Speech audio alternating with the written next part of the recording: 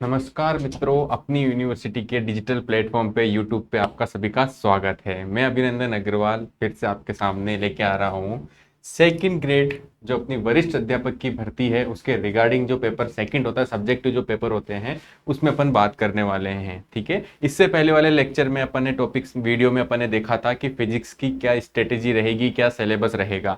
तो उसी सिलेबस का एक पॉइंट है जो अपन लेके आए, वो अपन आज डिस्कस करते हैं यहाँ पर। ठीक है, जिस यूनिट का नाम है आपके सामने, ठीक है, भौतिक जगत तथा मापन, फिजिकल वर्ल्ड्स एंड मेजरमेंट, जिसके अपन आज बात करने वाले हैं। यह आपके सेकंड ग्रेड की जो सब्जेक्टिव पेपर है, जो फिजिक्स वाला पार्ट है, उसकी पहली यूनिट है। ये पहली यूनिट पहले कराने का रीजन यही है क्योंकि इस यूनिट का जो बेसिक है, इस यूनिट की जो बातें हैं वो आने वाली सभी यूनिट्स के अंदर काम में आने वाली है। तो आपको ये यूनिट बहुत अच्छी तरीके से आनी चाहिए। फिजिक्स में देखो, मैंने आपको कल वाली वीडियो में भी बताया था। ठीक है, इससे पहले जो अपना स्ट्रेटेजी वाली वीडियो अपन ने डिस्कस की थी, सिलेबस डिस्कस किया था, उसमें भी मैंने आपको एक चीज बताई थी कि फिजिक्स के अंदर अपन को सेलेक्टिव पढ़ने पे ज्यादा फोकस करना है। अपन सिलेबस पूरा करेंगे लेकिन सेलेक्टिव पढ़ने पे पूरा फोकस करना है कि क्या क्या चीजें हैं, कौन कौन सी यूनिट है जो अपन को अच्छे से पढ़नी है। तो उसी का एक पार्ट है ये फर्स्ट यूनिट, जिसको अपन को बहुत अच्छी तरीके से पढ़ना है। ठीक है, क्योंकि यहाँ का जो बेसिक है वो आने वाले सभी यूनिट्स में आपके काम में आने वाला है। ठीक है,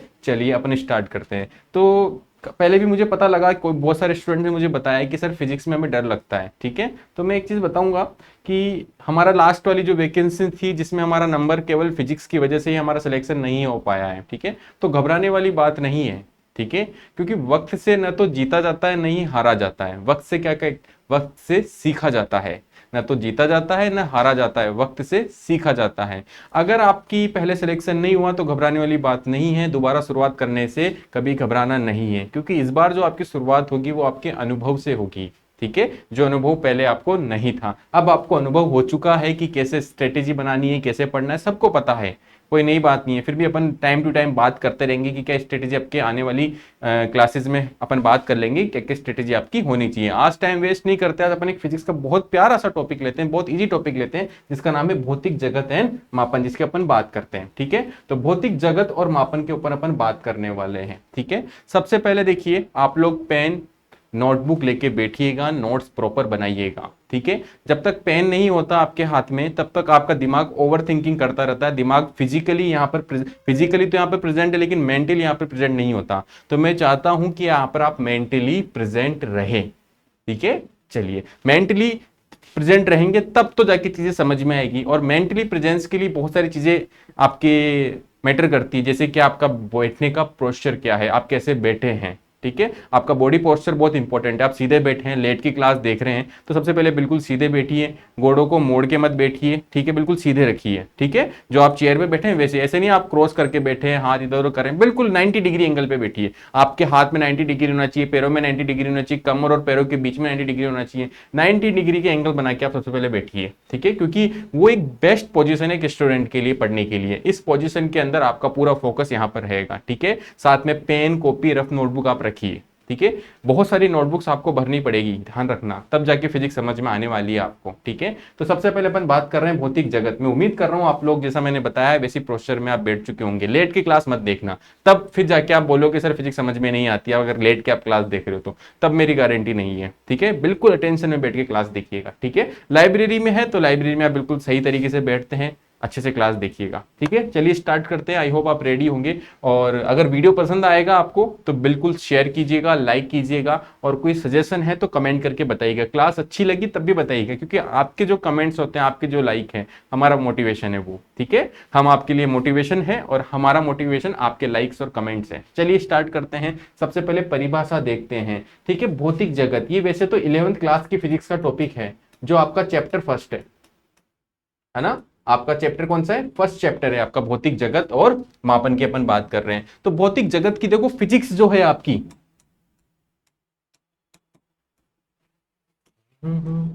आपकी जो फिजिक्स है, ठीक है, इसका नाम ही क्या है? आपने कहीं जुना सुना होगा, भौतिक लिखा होता है, कहीं जगह भौतिकी लिखा होता है। तो फिजिक्स का असली मतलब क्या है? फिजिक्स का असली मतलब होता है भौतिकी। ठीक है, भौतिकी मतलब भौतिक गुणों का अध्ययन। ठीक है। ये अपन दूसरी बात दूसरी लैंग्वेज में इसको बोले कि इन्वायरमेंट, जो आपके चारों तरफ का पर्यावरण है, भौतिक जगत है, उसका अध्ययन ही फिजिक्स कहलाती है। इस तरीके से आप इसको समझ सकते हैं। कुछ ज्यादा लंबा चौड़ा इसकी डेफिनेशन नहीं है, ठीक है। चलिए अब आपकी जो यूनिट है उसकी अपन परिभाषा देखते हैं क्या होती है ना, ठीक है। किसी भौतिक राशि का मापन, ठीक है, किसी भौतिक राशि का मापन। भौतिक राशि क्या होती है? जो भौतिक राशियां, जैसे द्रव्यमान हो गया, लंबाई हो गई, दूरी हो गई, बल हो गया, वो सारी बातें का मापन एक निश्चित आधारभूत यादृश्य रूप से चुने गए मान्यता प्राप्त संदर्भ मानक से इस राशि की तुलना करना ही यह मानक मात्रक कहलाता है। मानक मात्रक कहलाता है। जैसे कि मैं आपको बोलूं कि ये फोन है, इसका वेट करो, इसका क्या करो, वेट करो। अब आप बोलोगे सर ये 1 किलो का फोन है, तो मैं आपसे पूछना चाहूंगा कि इसको 1 किलो कैसे बोला आपने? आपको क्या पता लगा कि 1 किलो है? अब बोलोगे सर हमने दूसरे 1 किलो के बाट से 1 किलो के वजन से इसका कंपेयर किया, दोनों का वजन बराबर आ रहा था, दैट मीन्स ये 1 किलो का है। आप ये बोलोगे ना। तो आपने इसका कंपेरिजन किसी एक मानक संदर्भ वस्तु से किया है, ठीक है।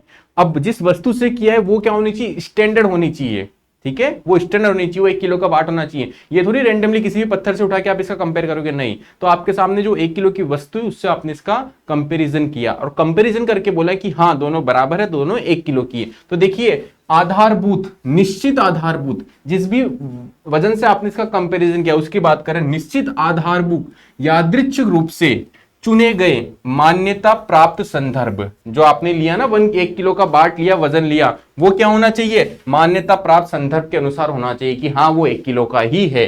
ये नहीं 1 किलो 10 ग्राम का सब्जी बेचने वाले करते ना, ऊपर नीचे कम वजन का बाट लगा देते, पत्थर लगाते, वो नहीं, वो स्टैंडर्ड नहीं है। स्टैंडर्ड बाट लेना चाहिए, ठीक है। उससे कंपेयर करके आप बोल सकते हो। और जिससे अपन ने कंसिडर किया वही क्या है? मानक मात्रक ही कहलाता है। जो मानक आपने लिया ना वही क्या कहलाता है? मात्रक कहलाता है। ये मात्रक की परिभाषा है, ठीक है। अब आप बोलोगे सर 1 मीटर, मैं पूछूं 1 मीटर कितना होता है, तो बोलोगे 1 मीटर इतना होता है। अब भाई ये 1 मीटर थोड़ी है, 1 मीटर की एक पर्टिकुलर डिस्टेंस होती है कि हाँ ये साइज 1 मीटर है। तो ये आपने कैसे कंसिडर किया कि इतनी साइज 1 मीटर है?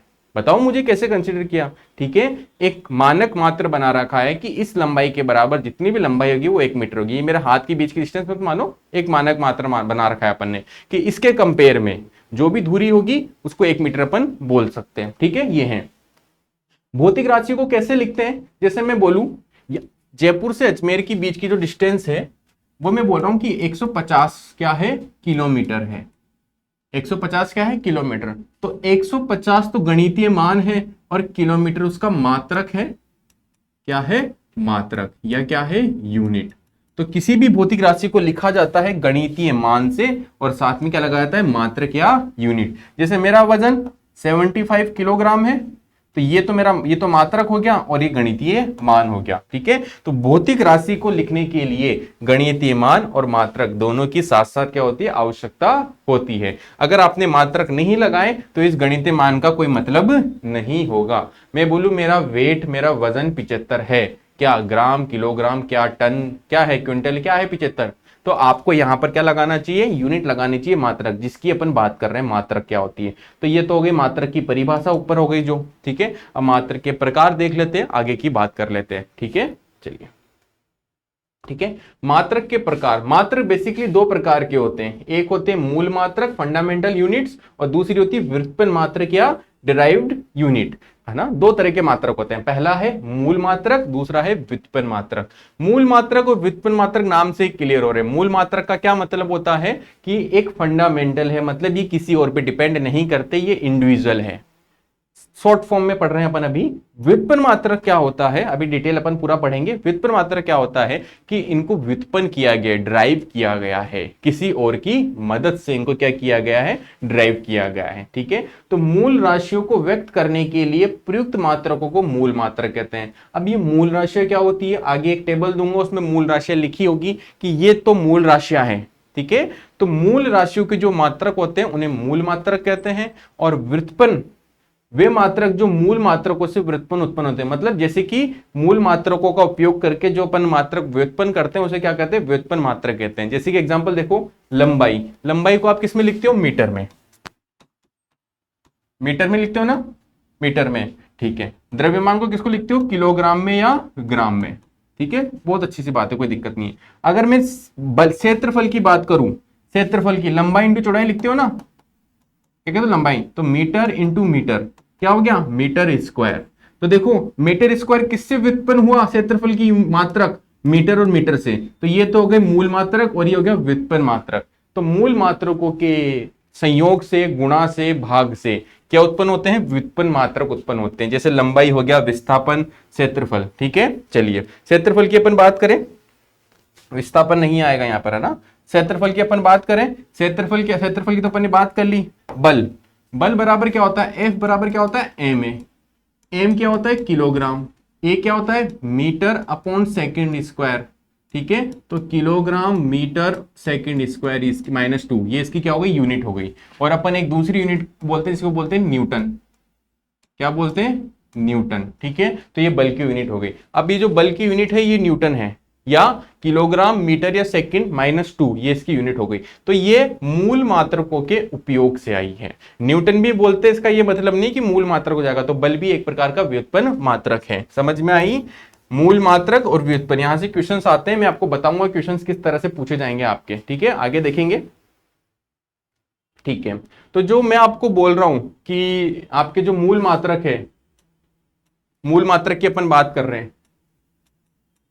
ठीक है, ये 7 प्रकार के होते हैं।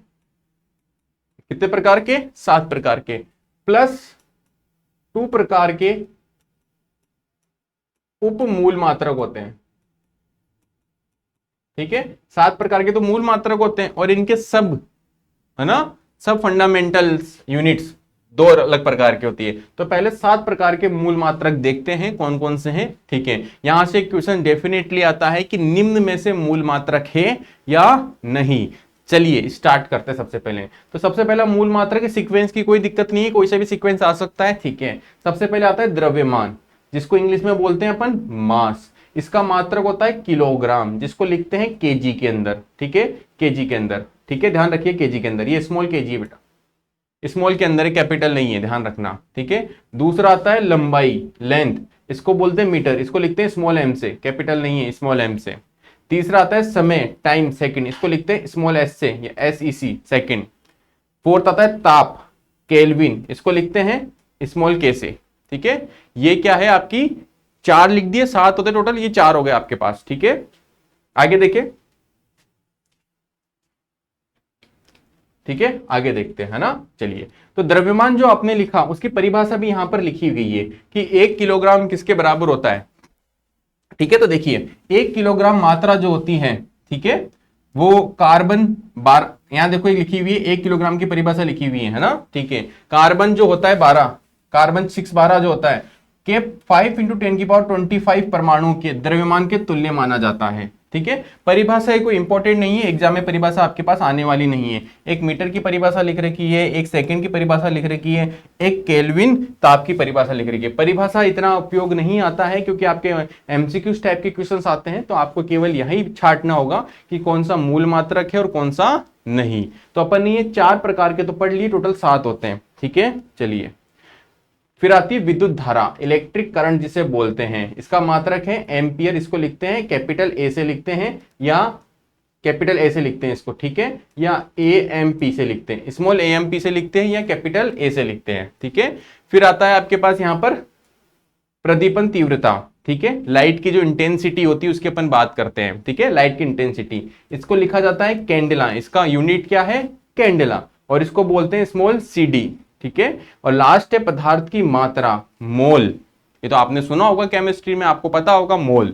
तो मोल ये भी एक मूल मात्रक है। तो ये 7 प्रकार के मूल मात्रक होते हैं, जिनकी सहायता से अपन किसी भौतिक राशि को प्रदर्शित करते हैं। ठीक है, और 2 उप मात्रक भी होते हैं।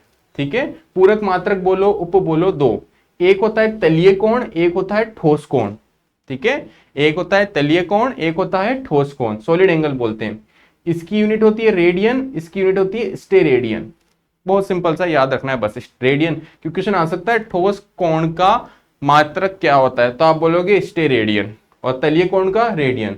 इसको आर ए डी से लिखते हैं और इसको स्टेरेडियन आर एस आर से लिखते हैं। ठीक है, ये इनकी परिभाषा लिख रखी है। ठीक है, तो ये आपके सामने 7 प्रकार के तो मूल मात्रक और प्लस 2 प्रकार के पूरक मात्रक आपके सामने यहाँ पर प्रदर्शित किए गए हैं इस तरीके से। ठीक है, कोई ज्यादा लंबा चौड़ा यहाँ पर पार्ट नहीं, केवल ये चीज है। ठीक है, चलिए अब देखिए बहुत इंपॉर्टेंट पार्ट है। ठीक है, सभी मूल मात्रक एसआई मात्रक होते हैं। अब ये एसआई मात्रक क्या होते हैं, आगे चल के अपन मात्रक पद्धति पढ़ेंगे तब आपको एसआई मात्रक का इंपॉर्टेंट समझ में आएगा। एसआई मात्रक क्या होते हैं, ये जितने भी मात्रक अपन ने पढ़े हैं, किलोग्राम, सेकंड, है ना, केल्विन, जितने भी मात्रक पढ़े ये सब के सब होते हैं एसआई मात्रक। ठीक है, एसआई मात्रक ये सभी मूल भौतिक राशियां क्या होती है, अदिश। आपने सदिश और अदिश राशियां पढ़ रखी होगी, थोड़ा बहुत पता होगा। जिन राशियों को व्यक्त करने के लिए दिशा क्या हो सकता होती है उन्हें बोलते हैं सदिश, सदिश साथ में दिशा। और जिन राशियों को व्यक्त करने के लिए दिशा क्या हो सकता नहीं होती, अदिशा, उन्हें बोलते हैं अदिश राशि। तो ये जितनी भी प्रकार की 7 प्रकार की जो मूल राशियां आई है ये सारी की सारी अदिश राशियां हैं। ठीक है, जो मात्रक, अब देखिए बहुत इंपॉर्टेंट लाइन है, कभी कभी कंफ्यूज होता है ना कि कैपिटल लिखे स्मॉल लिखे, क्या लिखे। मैंने बोला था ना मीटर को स्मॉल से लिखते हैं, कैपिटल से नहीं लिखते हैं। तो किन क्वांटिटी को तो कैपिटल वर्ड से लिखा जाता है और किन क्वांटिटी को स्मॉल, बहुत इंपॉर्टेंट पार्ट है, कंफ्यूज होते हैं आप लोग। ठीक है, ध्यान रखना, इस चीज को समझते हैं। देखिए जो मात्रक वैज्ञानिकों के नाम से नहीं है, जैसे होता है ना न्यूटन के नाम से बल का मात्रक हो गया, है ना। ठीक है, तो जो मात्रक वैज्ञानिकों के नाम से नहीं आते हैं उनको तो लिखते हैं स्मॉल से। जैसे कि बात करें अपन लंबाई का मात्रक क्या था, मीटर। अब ये वैज्ञानिक का नाम तो है नहीं मीटर, इसलिए इसको स्मॉल से लिखते हैं। तो जो वैज्ञानिक के नाम से नहीं होते मात्रक उनको तो लिखते हैं स्मॉल से, जबकि वैज्ञानिक के नाम से जो मात्रक आते हैं उनका प्रतीक होता है कैपिटल लेटर से लिखते हैं। जैसे कि अपन बात करें कि यहां पर न्यूटन ने दिया था ना बल का मात्रक न्यूटन के सम्मान में क्या बोलते हैं, न्यूटन। तो या तो कैपिटल एन से लिखो या स्मॉल न्यूटन लिखो। एम्पियर धारा का मात्रक है, किसका मात्रक है, धारा का मात्रक क्या, एम्पियर। ठीक है, धारा का मात्रक है एम्पियर। तो एम्पियर को या तो कैपिटल ए से लिखोगे या स्मॉल एएमपी से लिखोगे, मीटर को स्मॉल एम से लिखोगे। तो वैज्ञानिकों के नाम पर दिए गए मात्रकों को कैपिटल लेटर से लिखते हैं और नॉर्मल जो होते हैं जिनको वैज्ञानिक के नाम से नहीं जाता उन्हें किसको लिखते हैं, स्मॉल लेटर से उनको मेंशन किया जाता है। बहुत आसान है, याद रखने के लिए आसानी होगी आप लोगों को। ठीक है, तो ऐसा ही मात्रक के बारे में भी आगे पढ़ने वाले हैं। ये सभी राशि अदिश होती है, इंपॉर्टेंट लाइन है, कहीं दिखी भी नहीं मिलेगी आपको ये लाइन कहीं दिखी भी नहीं मिलेगी आपको, लिखी भी नहीं मिलेगी, ना लिखी भी दिखेगी आपको ये लाइन। ध्यान रखना, बहुत इंपॉर्टेंट लाइन है। और ना ये दोनों लाइन बहुत इंपॉर्टेंट है, किसी भी नोट किसी भी बुक से पढ़ लेना, ये लिखा हुआ आपको नहीं मिलने वाला है। ठीक है, कुछ स्पेशल बातें हैं जो मैं आपके लिए ढूंढ के लाता हूं। ठीक है, चलिए, है ना। मात्रक पद्धति की बात करें अपन, यूनिट सिस्टम की अपन बात करते हैं, किसकी, यूनिट सिस्टम की। मैंने बोला ना, ठीक है, जैसे कि आपने देखा कि लंबाई जो होती है, लंबाई उसको सेंटीमीटर में भी मापते हैं, मीटर में भी मापते हैं, फिट में भी नापते हैं, गज में भी मापते हैं, है ना, मील पे भी मापते हैं, यार्ड पे भी मापते हैं। तो लंबाई की बहुत सारे मात्रक है, कौन सा सही है कौन सा गलत है। क्योंकि देखो जो साइंस का विकास हुआ है वो किसी एक कंट्री या एक साइंटिस्ट के द्वारा तो हुआ नहीं है, अलग अलग कंट्री अलग अलग जगह के लोगों के द्वारा साइंस का विकास हुआ है। ठीक है, तो हर कंट्री में हर वैज्ञानिक ने अपनी सुविधा के अनुसार मात्रक मान लिए गए। ठीक है, तो इससे क्या हुआ, हर कंट्री की स्टडी अलग अलग हो गई, हर कंट्री का डेटा अलग अलग हो गया। तो इस प्रॉब्लम को दूर करने के लिए 1960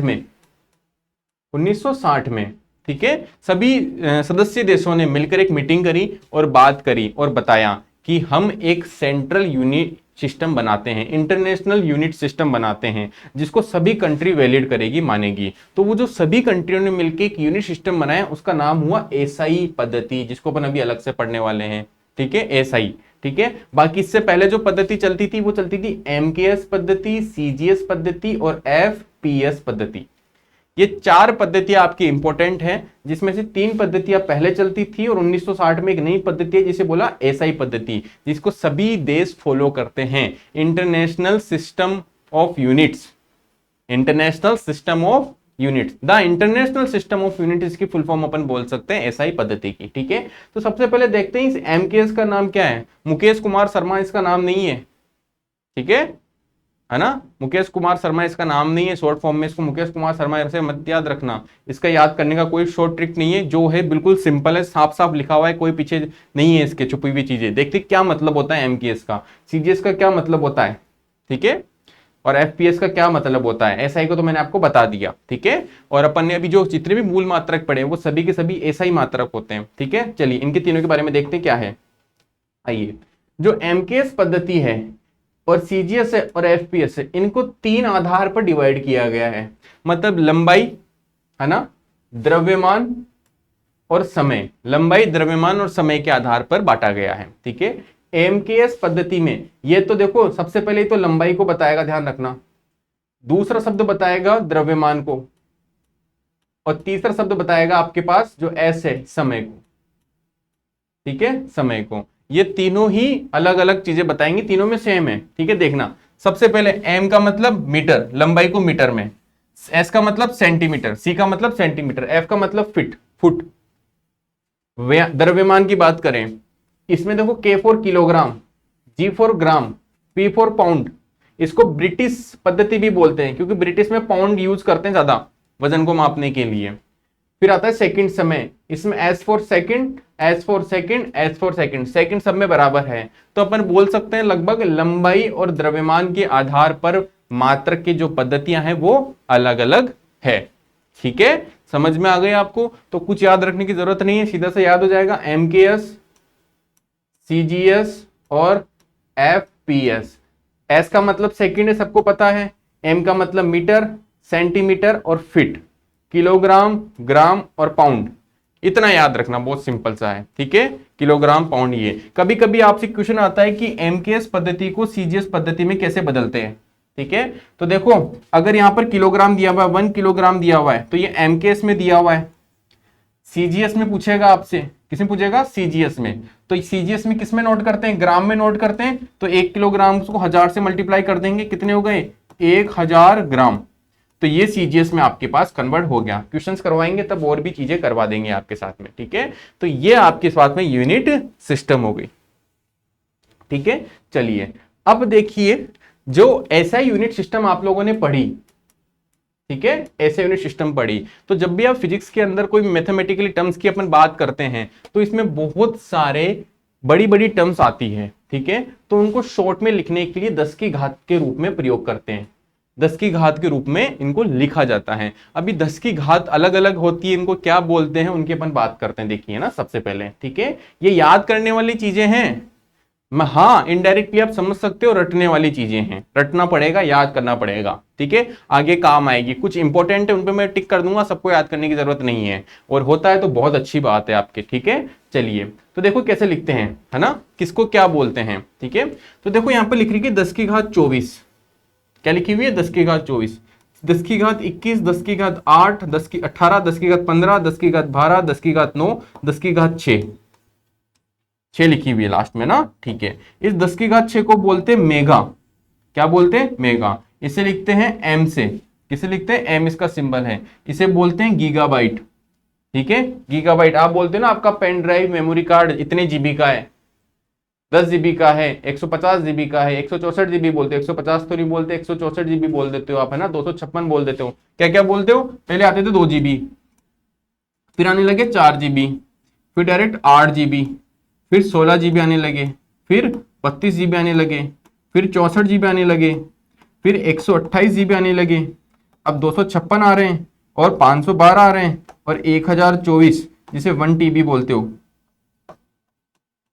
जिसे क्या बोलते हो, 1 टीबी बोलते हो, 1024 जीबी को 1 टीबी बोलते हो ना, ठीक है। अभी तक तो बहुत रेयर फोन है जिसमें 1 टीबी स्टोरेज आता है, ठीक है, आईफोन में आता है 1 टीबी, अदरवाइज तो बहुत रेयर फोन है, गेमिंग फोन उनमें आता है, बाकी किसी में नहीं आता, ठीक है। तो ये जो जीबी होता है ना, इसका मतलब होता है 10 की पावर 6, साथ में लगा हुआ होता है कि केबी होता है ना, केबी को बोलते हो, केबी जुड़ता जाता है, तो 10 की पावर 6 केबी होता है, 10 की पावर 6 केबी मिलकर बनता है मेगाबाइट, जिसे अपन क्या बोलते हैं, गीगाबाइट, ठीक है। तो इनके नाम है, ठीक है, अभी सारे नाम दूंगा मैं, ये तो आधी टेबल है, आधी टेबल अगली स्लाइड में आएगी आपके पास। 10 की पावर 6 को मेगा बोलते हैं, 10 की पावर 9 को गीगा बोलते हैं, 10 की पावर 12 को टेरा बोलते हैं, 10 की पावर 15 को पेंटा बोलते हैं। बस ये 4 याद रख लेना यहां से, तो जिसमें से ये दोनों इंपॉर्टेंट है, ठीक है। चलिए ये इंपॉर्टेंट है, ये पेटामीटर और ये टेराबाइट टीबी, ठीक है। चलिए फिर आता है 10 की पावर 3, 10 की पावर 2, 10 की पावर 1, 10 की पावर -1, 10 की पावर -2, 10 की पावर -3, 10 की पावर -6, 10 की पावर -9, 10 की पावर -12, ये तो सारे याद रखने हैं। 10 की पावर 3 को 1000 को क्या बोलते हैं, किलो बोलते हैं। 10 की पावर 2 को हेक्टो बोलते हैं, ज्यादा काम में नहीं आएगा। डेका 10 की पावर 1 को बोलते हैं, काम में नहीं आएगा। डेसी नहीं आएगा। सेंटीमीटर 10 की पावर -2 को बोलते हैं सेंटीमीटर, ध्यान रखना। सेंटीमीटर बोलते हो ना, मीटर का, 1 मीटर का 1/100 वाला पार्ट को बोलते हैं अपन। तो ये ऊपर जाएगा तो कितना हो जाएगा, 10 की पावर -2, ठीक है। तो 10 की पावर 2 को क्या बोलते हैं, सेंटी। 10 की पावर 3 को मिली, 10 की पावर 6 को माइक्रो, 10 की पावर 9 को नैनो। ये क्वेश्चन आया हुआ है भैया। 1 नैनोमीटर किसके बराबर होता है, 1 नैनोमीटर किसके बराबर होता है, 10 की पावर -9 मीटर के बराबर होता है 1 नैनोमीटर, ठीक है, ध्यान रखना। नैनो 10 की पावर माइनस को क्या बोलते हैं, पीको। 10 की पावर -15 को क्या बोलते हैं, फेंटो, ठीक है। ये तो आपको सारे याद रखने हैं। जिन पे क्रॉस लगाया वो इतने इंपॉर्टेंट नहीं है, वो काम में इतने नहीं आएंगे। जिन पे नहीं लगाया वो काम में आपके आने वाले हैं। यहाँ पर इनके सिंबल भी दिए गए हैं, ठीक है। ये सबसे ज्यादा काम में आएगा। तो माइक्रो वाला सिंबल काम में आएगा, नैनो का एन काम में आएगा, समझ में आई। मिली का एम काम में आएगा, ये काम में आने वाले हैं। ये पिको एफ भी काम में आएगा, ये ध्यान रखना। जिनको याद रखोगे उनके नाम और उनके याद रखोगे, ये एग्जाम्पल याद करने की जरूरत नहीं है, ठीक है। ये चीज ध्यान रखना। आगे चलते हैं, कुछ और भी है। 10 की पावर -18, -21, -24, ठीक है। ज्यादा काम में नहीं आएंगे, ज्यादा दौड़ आपको नहीं लेना, ठीक है। जहां जहां लोड लेना होगा मैं खुद बता दूंगा, मुझे ज्यादा मेहनत आपसे नहीं करवानी, ठीक है। बिल्कुल सेलेक्टिव पढ़ा के सिलेक्शन निकालने पर अपना फोकस रहेगा, ठीक है। तो आपको घबराने वाली बात नहीं है। आपकी जितनी कैपेसिटी में केवल उतना पढ़ाऊंगा आप लोगों को, ज्यादा नहीं पढ़ाऊंगा, ठीक है ना। क्योंकि अपन अब उस जनरेशन के नहीं है ज्यादा पढ़ सके, ठीक है। क्योंकि अपनी लाइफ में डिस्ट्रैक्शन बहुत ज्यादा आ चुके हैं ना, डिस्ट्रैक्शन बहुत ज्यादा लाइफ के अंदर, ठीक है। पहले वाले जो स्टूडेंट हुआ करते थे उनकी लाइफ में डिस्ट्रैक्शन कम थे, अपनी लाइफ में डिस्ट्रैक्शन ज्यादा है, तो अपन से ज्यादा पढ़ाई नहीं होती। इस बात से मैं अच्छी तरह से परिचित हूं, उसी अकॉर्डिंग आपको पढ़ाऊंगा, तो आपको टेंशन लेने वाली बात नहीं है, ठीक है। देखो ये लंबाई के कुछ मात्रक दिए हुए हैं, एक्स्ट्रा नॉलेज दी हुई है, ठीक है। लंबाई की कुछ मात्रक, लंबाई को किलोमीटर में मापते हैं, मील में मापते हैं, नाविक मीटर में मापते हैं, खगोलीय इकाई है, प्रकाश वर्ष है, पारसेक है, ये लंबाई की कुछ यूनिट है। 1 किलोमीटर 1000 मीटर के बराबर होता है, 1 मील 1.6 किलोमीटर के बराबर होता है, 1 नाविक मील 1.852 किलोमीटर के बराबर होता है, एक खगोलीय इकाई 1.495 इंटू 10 की पावर यहाँ पर खगोलीय इकाई में 11 होगा, 10 की पावर 11 मीटर के बराबर होता है। प्रकाश वर्ष 9.46, प्रकाश वर्ष लाइट ईयर क्या होता है कि अगर मैं यहाँ से एक लाइट जलाता हूं, वो लाइट ट्रेवल करेगी तो 1 साल में लाइट कितनी डिस्टेंस कवर कर लेती है, वो होती है लाइट ईयर, ठीक है। दूरी मापने का एक बहुत बड़ा एक मात्रक होता है, ध्यान रखिएगा ये, ठीक है। एस्ट्रोनॉमिक यूनिट है ये, एयू का मतलब, ठीक है। ये याद रखना है, कुछ कुछ याद रखनी, सारे याद रखने की जरूरत नहीं है। द्रव्यमान के मात्रक जो है, ठीक है, द्रव्यमान, ठीक है, ठीक है। द्रव्यमान के मात्रक यहाँ दिए हुए हैं, ठीक है।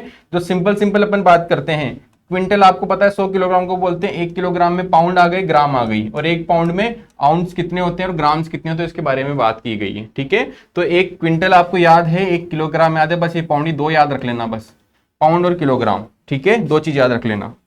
नोट भी कर सकते हैं आप, मैं हट जाता हूं एक बार, वीडियो को पॉज करके नोट कर सकते हैं आप लोग, ठीक है, ठीक है। ये समय के कुछ मात्रक है जो आपको पता है। 1 मिनट में 60 सेकंड होते हैं, 1 घंटे में 60 मिनट होते हैं, 1 दिन में 24 घंटे होते हैं, 1 वीक में 7 दिन होते हैं, 1 चंद्रमास में 28 दिन होते हैं। आपका जियो एयरटेल का जो पैक होता है वो 28 डेज का क्यों होता है, क्योंकि वो एक चंद्रमास के ऊपर चलता है, सैटेलाइट घूमती है, उस पर डिपेंड करता है, सारी चीजें हैं, है ना।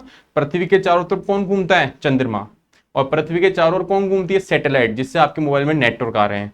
तो वो 28 डेज लगभग लेती है घूमने, रोटेट करने में, लगभग ये मान के चलिए आप लोग, है ना, ठीक है। तो वो 28 डेज का ऐसा कोई सिस्टम है, इसलिए आपके मोबाइल के जो पीरियड होते हैं, ठीक है, मोबाइल के, है ना, जो टाइम पीरियड होता है वो 28 डेज का यहाँ से है, ठीक है। और जो सूरज का होता है वो लगभग 30 to 32 डेज का होता है, ठीक है। ये कुछ बेसिक चीजें हैं। क्षेत्रफल की बात करें, 1 एकड़ किसके बराबर होता है, अब ये क्षेत्रफल वाला तो लगभग आपके फिजिक्स में तो कहीं काम में आने वाला नहीं है, ठीक है, आपके फिजिक्स में तो कहीं काम में आने वाला नहीं है, ठीक है, कहीं भी काम में नहीं आएगा। ये तो बस एक एक्स्ट्रा इन्फॉर्मेशन के लिए यहाँ पर दी गया डेटा है। आप अगर मैथ में है तो कहीं पे आपके कंपटीशन में काम आ सकता है, अदरवाइज फिजिक्स में आपकी क्षेत्रफल वाले मात्रा कहीं भी काम में नहीं आएंगे बहुत, क्योंकि अपन बहुत छोटे लेवल पे बात करेंगे, एकड़ पे बात नहीं करेंगे, हेक्टर पे बात नहीं करेंगे, वर्ग मील पे, वर्ग किलोमीटर में बात अपन नहीं करेंगे। हाँ, ये आयतन ध्यान रखिएगा, ये काम में आएगा, ठीक है। आयतन 1 लीटर होता है 1000 घन सेंटीमीटर, सीसी, सेंटीमीटर होता है सेंटीमीटर,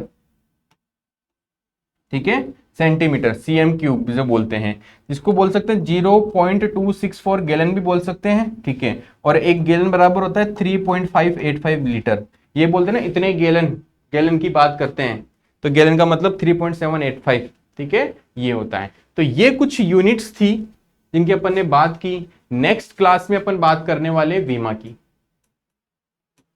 विमा क्या होती है, नाम सुना होगा ना, M1 L1 T-1, ये कुछ विमा जैसी होती है, इनके ऊपर बात करने वाले हैं।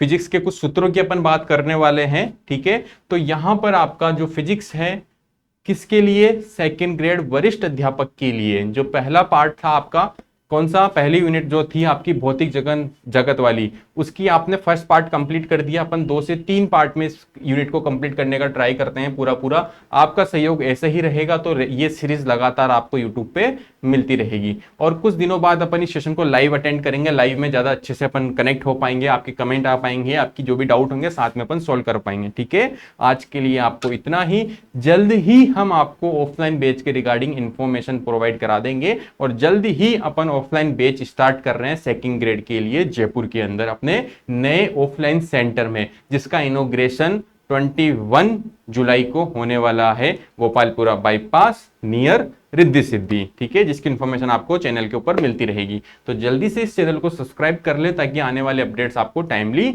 मिलते रहें। All the best.